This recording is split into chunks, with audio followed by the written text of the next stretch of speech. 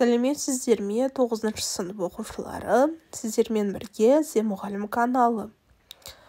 Достар, біз бүгін 9-шы сыныптың қазақ әдебиеті пәнінен 3-ші тоқсан бойынша бөлім бойынша жиынтық бағалау тапсырмаларын орындаймыз.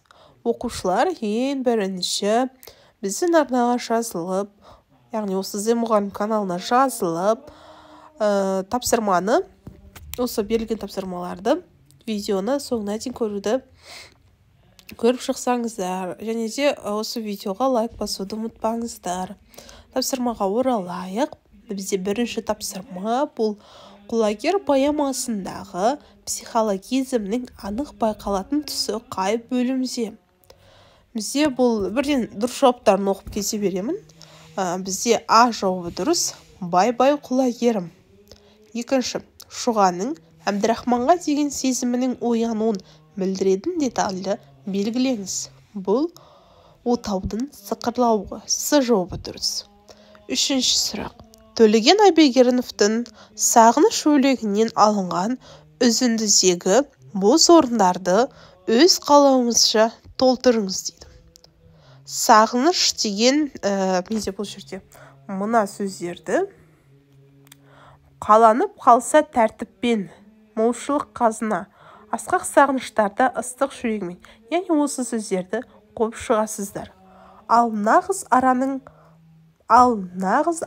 балы бар тіптен, мен мынау қаратасты да сағынам. Яғни осы жерге осы сөздерді қаланып қалса тәртіппен, молшылық қазына, асқақ сағыныш, ыстық жүрегімен деген сөздерді қойып шығасыздар. Келесі, төртінші сұрақ. Ұлпан романының шарықтау шегін анықтаңыз. Шарықтау шегі бізде бұл Біжікеннің соңғы сөзі. А жауабы дұрыс. Бесінші сұрақ. Фариза Оңғарсынованың өлең «Мен сені айлап өтем» өлеңінде жарылуға жақындап келем деген сәйкесін анықтаңыз дейді. Кімнен өшімді аларымды білмей, кімдерге кінә тағарымды білмей, алдыңа лапылдап келем. Яғни С жауабы дұрыс.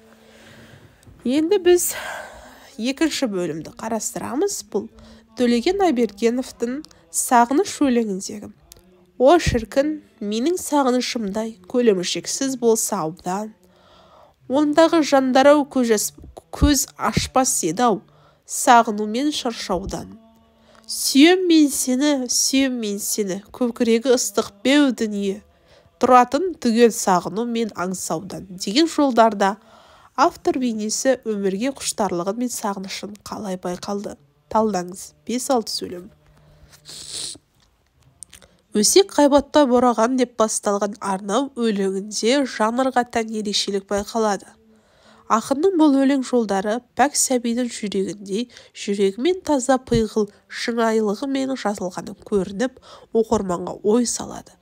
Айбергеновтың сағынышы туған ел, дос, ата-ана, табиғатқа деген сағыныш сазы болып оқырманды өзіне мөлдір шықтай тазалығымен баурайды. Айбергеновтың өлеңінде басқа өлеңдерде жоға, өмірге дүниеге сағыныш бар. Өлеңдегі ақын сағыныштары сағыныш сазы болып, буырқанып теңіз болып теміреніп, биік таулардан асып, асқақтаған арнасынан асқан сезім жиынтығы. Өлеңді оқыған сайын өмірге ынтызарлығыңды арттырып, құштарлығыңды оятады. Мына қамшының сабындай қысқа ғұмырда қу дүниенің парқын ұғына бастайсың. Келесі сұрақ. Мал сырлас аттың сыры маған мәлім. Жырым жылқы жүйрігі салған әнім. Аспан асты жер жүзі кең сағара. Күн көріп ем адам қазақ келген мәлім. Қазақтың жылған сатқан жарлыбайын, жарлының жалғыз атсыз алды уайым. Сүйген жар, сенген достан жатқын жылқы. Білген жан бекер емес аттың жайын. Берілген жолдарда автордың қайталау түрін, қай түрін қолданды? Автор стилін бағалаңыз дейді. Берілген жолдарда автор қайталаудың эпифора түрін қолданды. Оны біз бірінші және екінші жолдарда көре аламыз. Бұл мал сырлас жүйрік аттың сыры маған мәлім. Жырым жылқы жүйрік ат салған әнім. Яғни бұл жерде мәлім әнім деген қайталау жолдары бар. Келесі 8-ші сұрақ. Шұға мен Әбдірахманның қосыла алмауында сюжеттегі кедергі болған жайт. Бұл Шұғаның әкесі Есімбек бай қызын кедей жігітті Әбдірахманға бергісі келмей, жастардың кездесуіне тыйым салады. Бұдан кейін түрлі жаланы сылтау етіп, Әбдірахманды жер аудартады. Сондай қатыгез зорлыққа душар болған Шұға қайғыдан, күйіктен қайтыс болады. 9-ші сұрақ. Фариза Оңғарсынованың біреудің күлкісін көріп, бақыттының төртісін көріп, шаттанып қалған шағымда, жеткендей арман сағымға, қуаныштан дүрілеп денем алдыңа күлімдеп келіп деген жолдары негізге ала отырып, өлең туралы өз сезіміңізді шумақпен немесе қара сөзбен жазыңыз. О баста көріскенің үшін өлең мен сен аяла өтем. Сірә, өнер дегеніміз жалғыздық болар. Ендеше сол жалғыздықпен өзіне де өзгеге де жылу беріп, өмір беріп, биік мұратынан айнымаған Фариза еді. Ол бар сырын, мұңын, шерін, мұратын өлеңмен айтып, өлеңмен ғана өсті, өнді. Өлең өнер, оның өміріне, перзентіне айналды. Сол поэзия перзентін халқының алақанына салды, ал өз кезегінде халқы оны да аялады. Сол алақанның жылуы оны өз биігіне шығарды. 10-ші сұрақ. Ұлпан романындағы оқиға шешімі оқырман ретінде сізге қалай әсер етті?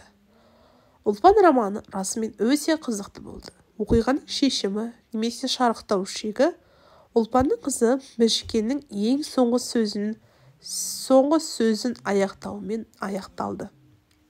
Романның сюжеті керемет сөздерді көркемдеу арқылы оқырмандарға ішкі сезімдерді сезіндіре білген. Енді бізде 3-ші бөлім. Тақырыптарды таңдап, шығарманың тарихи, көркемдік құндылығын өз пікіріңізбен баға беріңіз дейді. Бізде 3 тақырып берілді. Бұл Төлеген Айбергеновтың Сағыныш өлеңіндегі сағыныш сазы. Ұлпан ел тізгінін бекем ұстаған, Есенейден Есеней болып, ел анасы атанып, халық қамқоршысына арналған тарихи тұлға. Шығармадағы Ұлпан бейнесін даралап тұрған қасиеттерді қалай бағалайсыз? 3-ші тақырып бұл Жансүгіровтің құлагерінің құндылығы неде? Осы 3 тақырыптың ішінен мен Төлеген Айбергеновтың Сағыныш өлеңіндегі сағыныш сазы. Төлеген Айбергенов 8 наурыз 1937 жылы дүниеге келген. Төлегеннің жырларын оқыған сайын бір беймәлім жұмбақ әлемге кіргендей әсер қалдырады. Сондай өлеңдердің бірі Сағыныш өлеңіндегі сағыныш сазы.